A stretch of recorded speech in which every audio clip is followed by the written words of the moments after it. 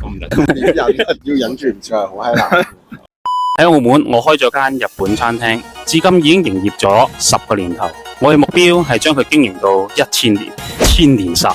喺澳門從事物業房地產投資已經超過13年嘅經驗，仲想做多87年。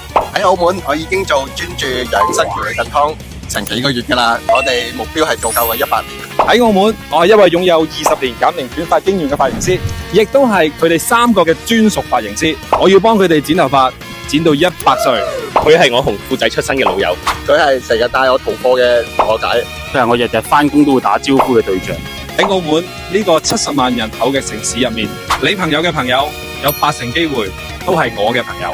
居住喺呢一個32.9平方公里嘅地方，人多車又多，非常擁擠。我哋靠嘅係咩啊？靠嘅係人情味啊！就算澳門嘅市場再細，我哋依然選擇喺呢度創業，因為呢度係我哋成長嘅地方。